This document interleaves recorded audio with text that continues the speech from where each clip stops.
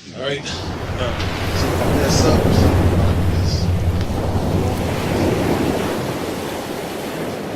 just start on over. Okay. Correct yourself. Okay. All right. Thanks for joining us. My name is Kenneth Hopkins with Docs Media Marketing. We're going to be interviewing Jason Shankle, founder of Inner Self and Wisdom. I'll let Jason introduce himself. Well, I'm Jason Shankle. I'm from Park Hill.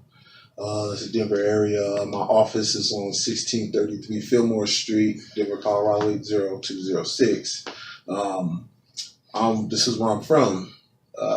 Inner Self and Wisdom is a private therapy practice that I started up about 2 years ago and finally got office space here. So as the interview goes on, I get to tell you a bit more about my private practice and what I specialize in. So there's a couple of topics that we're going to talk about today. We're going to learn about his practice and what he do, and then we're just going to dig deep in a couple of topics. We're going to start with bipolar disorder. Mm-hmm. First off, what is bipolar disorder, and how does it come about? So bipolar disorder is a mood disorder. It's the most misdiagnosed mental disorder in the United States. 21 million people are affected by this disorder. So there's classification for mood disorders. The first mood disorder is major depressive disorder, which is definitely a more common and definitely misdiagnosed and the most undiagnosed. So the fact of the matter is that, if you're human, you have depression, but with major depressive disorder, what comes with that is, constant feelings of hopelessness, dread. Often a person may be living in the past, or it may be some type of trauma that was in the past that they cannot seem to get over. And they see themselves duplicating themselves in patterns. And with major depressive disorder, it comes with a very like a monotone, low type mood where it's hard to actually be happy. So an example of that would be if they may have graduated from college or something like that, and everybody's excited, but deep down inside and how their behavior is, it's hard for them to be happy when happy moments come. So that's definitely a core of major depressive disorder. The second one, which this is another classification under a mood disorder. So when I say mood disorder, oftentimes you hear bipolar. So with bipolar disorder, there's two types of bipolar disorder. There's bipolar 1. Bipolar 1 is, so that comes with, it's considered to be like a hybrid of it. With bipolar disorder 1, the most common symptoms is the manic state. And this is what I call it from my studies and my expertise in this field as a therapist. I would call it thinking about thinking. So it's kind of like your engine is constantly running, but it's sitting idle. Granted, if you do that to your car and you have the engine going, it's not going to blow it up, but it's going to put stress on the engine. So consider the engine to be your brain.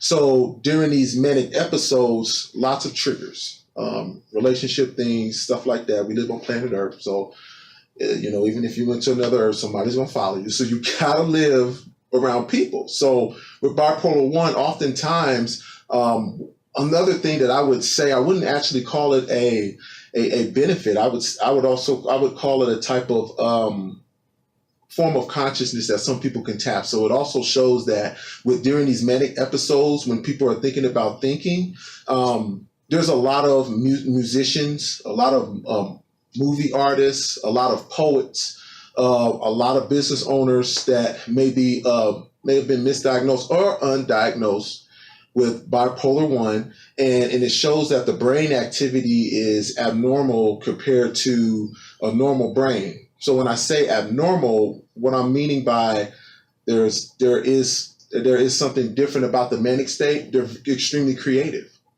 Quite a few painters. So, and the reason for that is during the manic state, when you look at the brain diagrams, it's red, and it's oftentimes that's a part of the brain that the average person does not access on a regular basis. So it's not uncommon for individuals diagnosed with bipolar 1 to just have this level of creativity where they'll, get in an introverted space and their ideals just flow. And it's just, and when oftentimes when that's brought to the world, it's looked at as a masterpiece. But like I said, this is the most misdiagnosed disorder, but there's a lot of people that are brilliant, that a lot of things have been brought to the world unbeknownst to you may not have known that they were creating these brilliant things during manic depressive episodes. So bipolar 2 disorder is something a bit different. It's evident if we have a mania, which is frantic high, then we have something that will be the opposite of that, which would be a hypnomania that comes with bipolar 2 disorder. So this is where you get that real low, I'm going to be sleeping for 3 days. I'm not going to get up, right?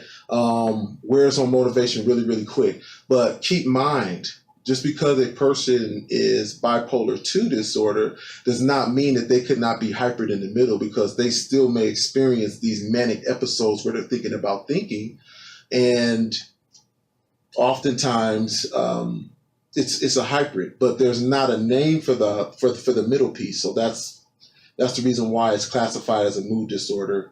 And it's those three, which is major depressive disorder, bipolar 1 disorder, and bipolar 2 disorder. In addition to that, a lot of people, may not know, because with this disorder, specifically this disorder here, it's very common and it's very untreated. And oftentimes your experiences and being in survival mode and living life, a lot of times we'll go through traumas depending on how you grew up. I grew up pretty different as well. And there's things I can't forget, but that's why I consider myself to be humble and thankful to be here as a therapist. So, and that's the reason why that's my specialty, because it's embedded with trauma, the depression, and all of this mixed together. So a lot of times we misdiagnose we try to diagnose ourselves, and we self-medicate. That's another big thing. We will oftentimes get addicted to things that we believe are helping us. We may overdrink or things like that and celebrate. By no means are we perfect, but when you're self-medicating, you're forming a dependency. And so that's why holistic therapy would be a great thing for that. But yeah, that is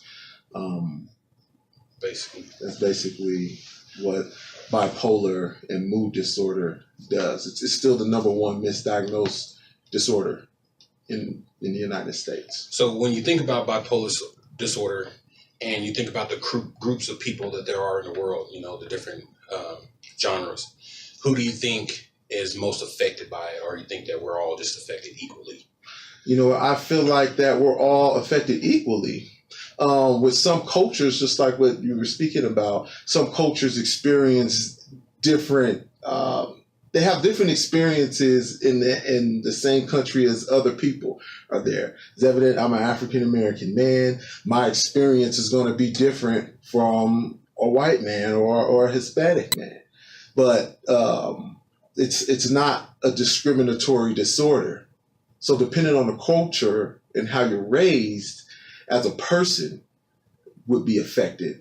It doesn't just go looking for races. What would you recommend for anybody that may be going through it or not know, what would you recommend for them to do? I would recommend them to really be truthful with yourself. If these patterns if you've been experiencing these patterns and these manic episodes and inside of you're feeling like something is wrong, because of the traumas you've gone through, one thing you can do is start to eat better. Start to eat better, because remember, when we're talking about disorders, We're talking about a chemical imbalance. It's a chemical imbalance in the brain because we have dopamine and serotonin, and when that is altered, thus we call it a disorder. But just imagine if we call things a order, like a polar opposite. This is bad, order is bad. You know how many people will be walking around here saying, hey man, I got the money order. I got the, you know what I mean? So think about that. You just think about that. So when going through these stages, and if you do think, well, maybe I should check that out. Try to eat different. Looking for a therapist to do some talk therapy. There may be ways for you to open up about traumas and things that you've gone through, or maybe heartache. Maybe it was a relationship that totally took you down, and then it altered how you were, how you were before you met the person or whatever. Those type of things. So, because remember, so keep this in mind. This is a chemical imbalance. So that means you can be induced with trauma to the point to where it does change you. So look for a therapist. I would say do your research as well, but what I would say is be mindful of the research that you do, which is a good reason why while you are doing research during these changing how you eat and looking for a therapist, do your research and bring that research to a therapist and ask them, hey, this is what I'm feeling. I've seen these symptoms. I'm being brutally honest with myself. There's a part of me on a scale from 1 to 10, I'm about a 7 with, from what I'm reading and things like that, because it disrupts your life, right? But you're human. So those 3 things: change the way you eat, look into a therapist, and when you do sit down with a therapist, bring your research. Bring your research, and then go from there. How about suicide rates? Not necessarily rates, but how can you tie that into bipolar disorder? From the fact of the matter that it festers in you if you don't speak about it. It festers in you, your emotions, and how you feel and your perspective on life.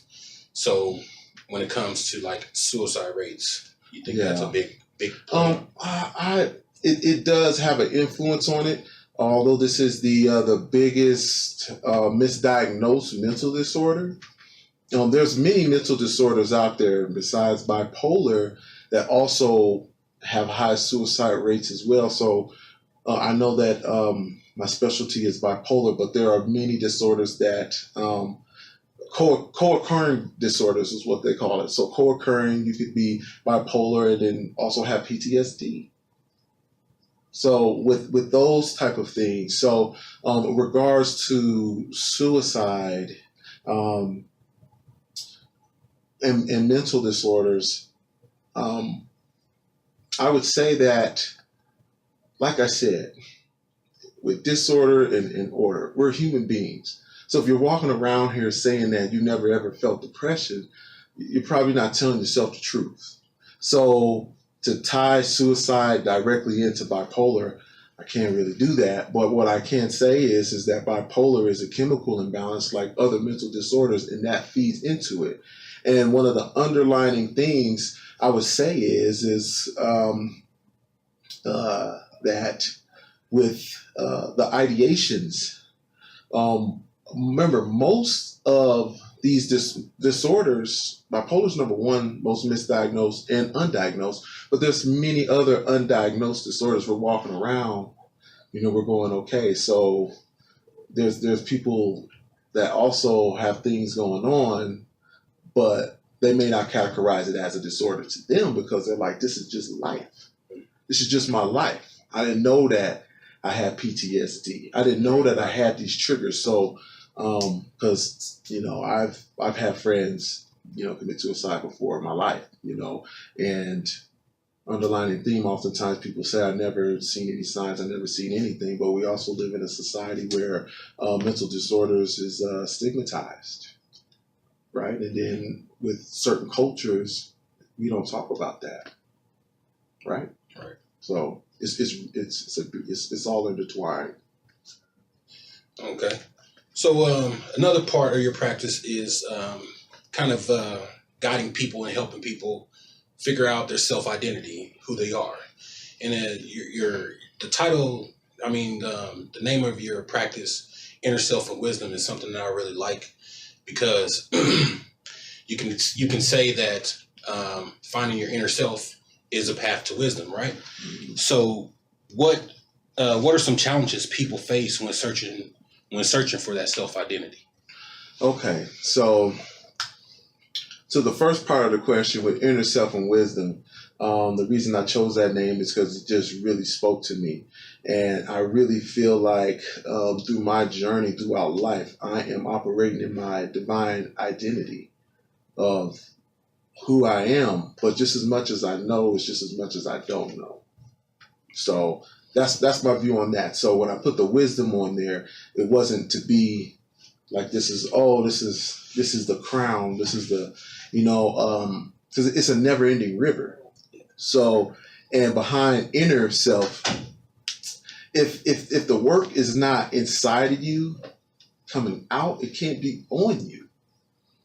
So what I'm meaning by that is you really have to research your heart and research your mind and be honest with yourself. I mean, nobody's perfect, but in order for you to get to that true self, if you feel like you're operating on autopilot, right, that's going to take inner work. There's nobody that's going to treat you better than you treat yourself. And there may be times where that is true, but you've been living with yourself longer than you've probably met someone. So that's another thing. It has to be inward, outward, which also with my private practice, I'm also a certified family mediator. I'm a certified addiction psychotherapist. I do counseling. I develop curriculum and additional things like that. I do family, individual therapy. I do groups. I do substance abuse groups and things like that. So in regards to the second part of the question. What are some challenges people face when searching for the... Okay. So I would say one of the biggest challenges is really being honest with yourself. Really being honest with yourself because, when you're going through this journey and you're trying to find, your passion and things what you're passionate about, be honest. Be honest. If you want to be a photographer and somebody doubts you and then they're telling you, no, you shouldn't be a photographer. And then all of a sudden you're like, oh, I do, but maybe that won't be it. That what that says is that you just begin to embark on a journey with consulting with what your heart wants, but you're letting worldly things distract you. There's always going to be distractions. It's inevitable. So I would say the first thing is that honesty.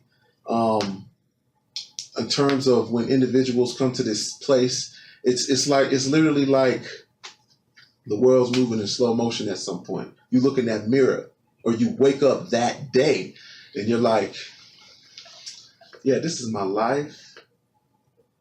Well, I'm not happy. What? Well, I don't feel happy. I don't feel like I'm living to my fullest potential, And the first mistake oftentimes people make is stopping there. And they're going, well, this is life. It's like, okay, yeah, that's true. But it's going to require you to find out more about yourself. You got to research yourself. That's how you get to the self-identity. So what I do specific in my practice, which with a lot of my clients, what I did was I developed a niche specifically that I have, and what that's called is the self-identity self-care plan. So what that is, and when I say plan, it's not, I'm not being cheesy. What I mean by plan is when I do sit down and I do some sessions, I'm big on self-awareness assessments, because when you take a survey and it is how you feel, you would be a fool to sit here and lie about how you feel just to get a certain score. That's a problem in itself. So that's the reason why we're taking self-assessments like the Myers-Briggs type indicator. I also specialize in that. In addition to that, like the 5 languages of love. when you're in a relationship, why not find out the type of language that you speak? If you're words of affirmation, you know that you're an individual where if you with somebody and they say, hey, I'm on my way, and they don't show up and they don't say nothing and they looking at you at night going, you're going to be looking like your words. Where you said you was going to do this and you didn't do it, right? That's a language that we speak, right? So it's things like that it's essential with getting to that self-identity piece. A few other assessments that I do, but the whole purpose of that is to get you to be critical of your identity aside from being prescribed an identity, so you can tell the difference. Because if you read something and like if it said you like chocolate, but you don't like chocolate, you don't have to sit here and tussle with your inner self and resist. Well, this paper said that I like chocolate and I know I don't. When you know you don't, you don't. But there are things that you have to be honest with yourself with doing these type of assessments and having somebody break them down to you. And also, even if you didn't have somebody break it down to you, you could do it yourself. You could do it yourself also as well. So, that's what I would say. That's the biggest thing is being honest, being truly honest with yourself. And when that criticism comes in from a personality assessment or something like that, it's really just to get you to test yourself. That's all this is. There's no right or wrong. It's an exploration, not a destination. Okay. What about some consequences? As when I say consequences, I mean like when you're running around, going off of the words of someone else instead of believing what you have inside. What are some consequences some people face? So you can fall into patterns. You can fall into always choosing certain people and certain relationships because you feel like this is all I deserve. Or you live in certain social environments and you just say, hey, man, I'm just chilling on the block. Why? Because this is all that I'm prescribed that I want.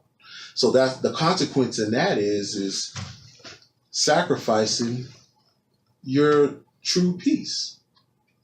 So this is the one where I had trouble with. It says, Hancock, not the Mayor Hancock, but the movie, and shows a depiction of. Here's another where we're speaking of the black culture. It shows a black man with extraordinary strength and superpowers, but the world sees him as an angry black man. So when it comes to anger management, how do we adapt to how the world views us? Because we have superstar athletes, music artists, and we're kind of like idolized, but at the same time we're feared because it's like we're perceived to be angry all the time. So do you think the world sees black as a whole as a depiction of strength and power? So as black men, it's very valid. You think about it. I mean, the honest truth is we are kings. We are kings when we trace our descendants all the way back to Africa of being a melanated group. Also there's a lot of segregation within us. But what I would say is we are looked at that because think about it. People that fear things they don't understand, and people fear things that they also cannot emulate because we're trendsetters. And also just over the years, not even over the years, but if you just take a look at how things evolve out, black man is often hunted down in quite a few different types of settings and things like that. So I would say to your question in terms of strength, we have to be extremely strong. And also with black women, queens. We come from kings and queens. So, it is like we have to be superheroes and throw things on our back because there's a lot of us that, if you don't work, you don't eat, period. And then you got kids depending on you and things like that. And I would say that, in terms of how things are structured here with the Western style of how things is being done, oftentimes the spirit and mindfulness is neglected. We're soulful people, so especially being a black man that built everything in the beginning, and to be here, we have to be strong. We have to be stronger than a superhero, stronger than a lion. So yeah, and as a black man, I speak from personal experience that that I've heard no many times. I've had doors shut on me many times, and then I've had to take that no and not even let that affect me and be like, no, I'm still going to get this. You're not going to shut me out. You're not going to tell me no just because you don't think I'm good enough. I know I'm good enough because of other obstacles. And sometimes you got to kick the door down. Are you going to get to that opportunity to get that accomplished or not? And so it's pretty difficult being a strong black man and still having to operate and maneuver things. And on top of that, like what you were saying, the world views us as being angry. Well, it's evident that that is social conditioning. In terms of us being looked at as we're always angry, we always leave our kids, we always this type of thing, but there's actual good black men here. And when you open up the lens, that's just not a culture specific thing. Does that mean that only black men get angry? So what, other races men don't get angry? That's social conditioning. And that's why you have to be mindful of your strength, of being a black man, because we're so talented and we're so intellectual. So, and then there's some people that just, hey, do your life experiences, you have to choose a different route and, play the chessboard a bit different, and you have to, use some extra muscle and things like that. But that's the thing, even when you go down that journey, when you have a younger black man, talk to him, and if you don't want to hear it, you may have been at that place. But oftentimes it's like, sometimes what you go through and what you experience as a black man in this, oppressive situations and some institutions, you got to keep in mind there's a young black man coming up right behind you, 10 years younger than you, 15 years younger than you, 5 years younger than you, that you don't know what that conversation to do because of what you went through. So it's even bigger than you. So. Oh, okay. So last question, and we'll get some final thoughts from you. When it comes to the social conditioning and like the areas of your practice, bipolar disorder, marriage and counseling, do you think, also culture specific question, which you can expand on if you want, but do you think that we as black men carry the blind or have blinders to the fact that just because of social conditioning and we can't, and possible bipolar disorder and things like that, that we have blinders to the fact of our power, of who we are, Yeah, most definitely. Because in order for you to be enlightened, you got to turn the light on. So it's really what you're putting into your mind, because what things are being prescribed for our identities is the first thing that falls apart. And then not knowing your power, that's another thing. When you don't know your power and you don't know how liberating you could be to yourself, that's problematic. And you don't know that, how's other people gonna even see that? So I would say, addition to what you were saying, yeah, oftentimes we have blinders on because we think that this is just it, and I'm gonna just focus on this, and may even give up before the destiny got time to even come to fruition for you. So you got to realize, sometimes when the storm comes, sometimes that storm is not to just rain on you, bring you down. It's to make you tolerant. It's to make you tolerant of, hey, okay, this is what I know about me. Okay, this is what I'm used to, right? And who like the council or who you sit down and you talk with, like how are you feeding your mind? What are you putting into your mind, right? That don't mean you got to sit around and read books 23 hours out of the day, but what are you feeding your mind? And I love music, you know. I mean, I'm a music dude, and music is a feeling. So think about it. So what you're putting into your energy, you gotta be mindful of what you're putting into your energy. So when you have blinders on, you don't think about things like that. And then when you do, you know, you got to keep in mind, what are you doing to make it grow? How are you watering that seed within you? Because you know sometimes it takes a person to get to that point in life where they're just like, you know what, I'm sick of this pattern. I'm sick of I'm sick of feeling this way. I'm sick of being in situations where people treat me like X, Y, Z. You know, and then you gotta expand your view. You gotta expand your mind. So, and that's up to you. It really is up to you. But yeah, most of the times we do have blinders on, but really, like, who's your wise counsel? Who you sitting down talking with? Well, do you really want it? Because if you really don't want it, you know, you're not fooling nobody, and you certainly ain't fooling yourself. So yeah, that's how you take those blinders off. You have to know your power, and you have to be willing to explore things because growth is painful. It's not one of the things where you just do it and all of a sudden you just shining. Your destiny will probably be the most expensive thing you pay, but if you stick to it, that'll be the biggest thing that pays off as well. So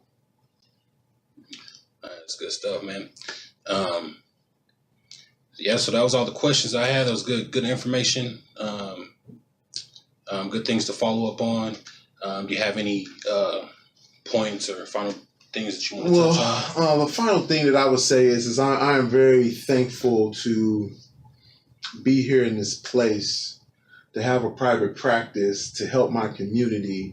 I'm a provider for quite a few networks and done work with the city for quite a while. And I'm extremely thankful to be here, to be a therapist and work in addictions counseling and marriage and things like that, because I feel like I'm walking in my divine identity. And I am. And I'm just extremely thankful. So hopefully, with me talking about my specialties and other things, with me being a therapist, yeah, I mean, I'm from Park Hill. It's so humbling. I walk out to the corner and see this sign that I used to see when I was a little boy. That Park Hill sign's right still over there. So I feel like, you know, I'm in a place where I could really be an influence more than a change, and get to show my family system and take care of my family system best I can, and just keep living life. So that's really that's just really what keeps me pretty proud. And so I am on Facebook, Inner Self and Wisdom LLC. And my website is www.innerselfandwisdom.com, and inner is INNER, and then self, SELF, and then and AND, and then wisdom, WISDOM.com. So that's